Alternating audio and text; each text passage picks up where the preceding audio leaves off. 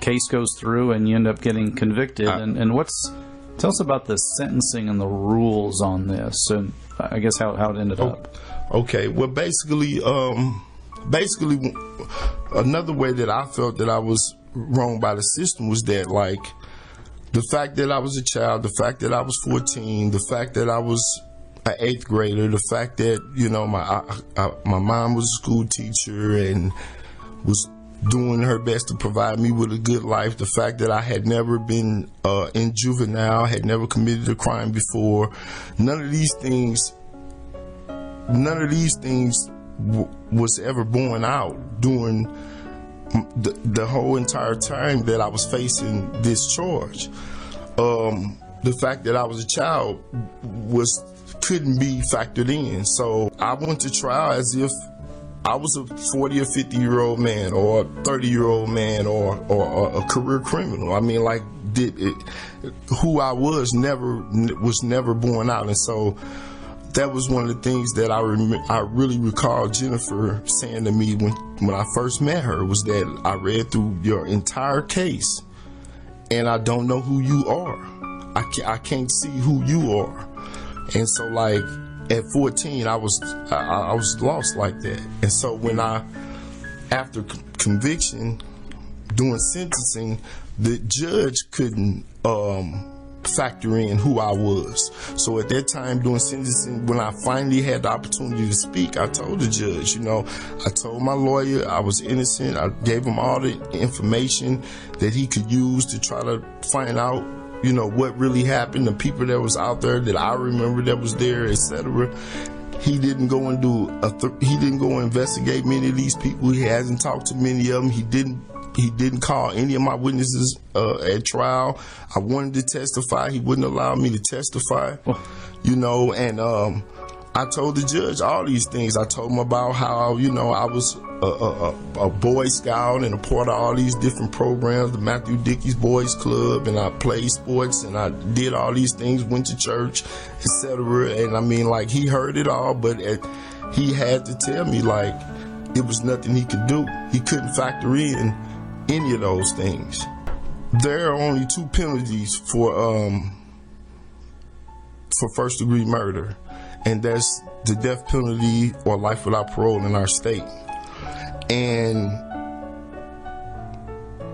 the United States Supreme Court said in Miller versus Alabama in I believe it was 2012 that was unconstitutional, that it had to be some type of provision in there where it would give the court an opportunity to look at a child as a child. I mean, you know, and I mean, the court went so far as to say that, you know, some kids may deserve life with no parole, but a judge should have the ability to use his discretion and look at certain factors before sentencing a child to die in prison for the rest of their lives. To not even a chance for parole. Hey, this person's been corrected. They deserve kind of a leash, I guess, if you will. You can go out free, but we're going to keep an eye on you. I mean, not even that kind of chance. You're locked in. Basically, the rest of your life is what was determined. The terminology that they used a lot, the United States Supreme Court used a lot, was death in prison sentence. You know, and when you really think about it, the life without parole,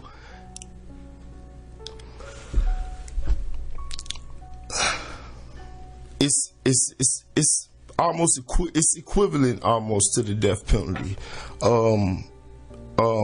My parole date, you know, because I guess everyone that's in prison have some type of date, and my date was always 9/9/9999. So going into prison at 16 years old, I was given the out date of 9/9/9999. You know, so like. It's like, what, 8,000 years in the future, or whatever stupid. Yeah. And that gave me no. You know, that's saying that a person just has no capacity for change. Yeah. And to say that about a 12, 13, 14, 15-year-old child, I don't believe our society. I don't believe our society as a whole would subscribe to that. Something's wrong. If you explain that to the average reasonable person, be like, no way. Yeah. If you're just tuning in, I'm speaking with Anthony Williams. He was 14 when he was at a party in St. Louis, and somebody was shot down. He didn't do it, but he got implicated in that, tried as an adult, and they basically threw him in the slammer. And so we could talk about a lot of different things, but let's maybe skip forward to what kind of was the kind of light at the end of the tunnel that said, hey, maybe my case can be brought up. Maybe I've got a chance here. Tell us about that. Well, I think my first introduction to the law was one of the older guys in the prison that was a jailhouse lawyer or whatever. He introduced me to the United Nations Treaty on the Rights of a Child. Okay. And basically in the treaty, it said that no child, I think under the age of 18, should be sentenced to life with no parole or to die to the death penalty. And this, treaty is signed by numerous countries who are members of the United Nations. And I believe our country had signed the treaty, but we never ratified the treaty. And so, that was my introduction to the law, basically, was this jailhouse lawyer guy telling me, look, you got life with no parole, but man, you're only 16 and you were only 14. And whether you did it or not, I'm telling you, we're not supposed to be sentencing juveniles to life with no parole or to the death penalty. Right. And so that was something that really drove me over the years. That was something that motivated me. That was something that kind of I was able to hold on to no matter. I knew I was innocent, but I also knew that I knew that proving my innocence before I was convicted was tough. So I knew that, proving my innocence after conviction was going to be tough also. But I just didn't believe in my heart that our country, our state would allow me to die in prison for something that I was accused of doing when I was, 14 in the 8th grade. And but I started studying law, and I would always call home and share with my mom and share with my sister, and I'd be so excited because I just saw so much that went wrong in my case. And just, so I would be so excited, but then they didn't really know the law. They didn't understand. They knew I had been convicted at trial. They knew that they had did all that they knew to do before trial to try to get me out. It didn't work. Their distrust in attorneys was probably greater than mine because it was their money that they were spending that they felt that they were being cheated out of. So, it was just rough trying to really get some help, so they would always tell me, contact the Innocent Project, contact Centurion Ministries, contact the NAACP, contact ACLU, and, all these different organizations. And so I would write all these organizations, and I would write these law schools, and I would write to attorneys. And, I did all that for years and years. I had, I paid for internet ads, trying to advertise my innocence over the internet, and and nothing would work. And so I in the process of all that, I exhausted all my pills. So I had no more pills, and it was 2004 when all my pills was exhausted, and basically, I had nowhere else to go. I knew that it was going to take a miracle for me to get out. And in 2012, I believe, was when the United States Supreme Court made the decision in Miller versus Alabama that life without parole, mandatory life without parole, was unconstitutional. So I was like, man, you know, I just and what was so unique about it was that when that case went before the United States Supreme Court, the lawyers were only really advocating for the youngest of offenders, and they started the cutoff at age 14, and it was supposed to be for the youngest of juveniles that had life with no parole. So like 11-year-olds and stuff. So we talking 11, 10, 9, 13, 14, and 14 was the cutoff. And just so happened I made the cutoff, and then not only did I make the cutoff, but I was it was only 2 of us in Missouri that had been sentenced to life with no parole at age 14. So, and only 72 of us in the entire United States of America. So, that were 14 or younger. So I just really knew that, you know, this decision was for me. This was my freedom. Yeah. After the decision, you know, I'm waiting around to get mail from them or to hear what the next steps were, etc. And I'm waiting, and maybe a couple months went by, and I realized that I didn't even have an attorney, you know. And so, like, the state had been appointing attorneys to most of the juveniles already had attorneys, and you know, and so like I was bummed, you know. And they told me that they had already appointed me an attorney and that I should be getting a letter in the mail. And Yeah. You know, and the letter I got in the mail was from my boss and my friend Jennifer Bukowski. I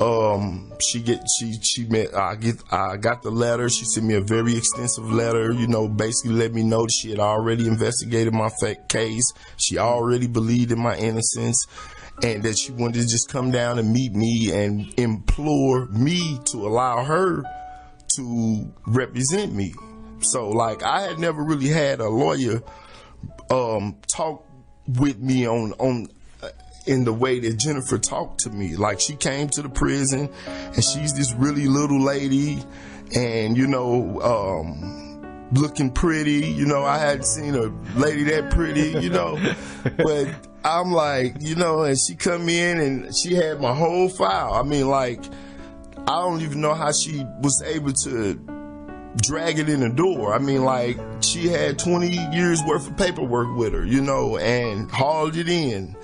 And man, she sat there and she told me, she said, "Look, Anthony, I'm a trial attorney. I've never done an appeal before, you know, but I have won a murder case in Columbia, Missouri, which is big, you know, like, people don't beat murder cases in Columbia. And, you know, I think that, like, if I could get you out of prison, somebody that's been wrongly convicted and life been taken away from them at 14, like, that would be the most remarkable thing I could ever do in my life." And that's what she told me. And she asked me, she didn't come saying that she was my attorney. She came and asked me, could she represent me? Could she, you know, and you know, and she also told me, you know, that I would be in charge of my defense, you know, that you know, that I'm coming, I'm gonna bring a team with me, and you're the head of your defense, you know. And so I had never had anyone talk to me like that. I had never had anyone really talk straight to me, but that was, to me, the most critical thing that Jennifer was able to do was to not only litigate the legal, make the legal argument, but also show that this is a human being, this is a child. Yeah. And even at 34, 33, or when I met her, she still was focusing on that 14-year-old child. Like, she never lost sight that this was a child, and that this happened when you were a child. Yeah.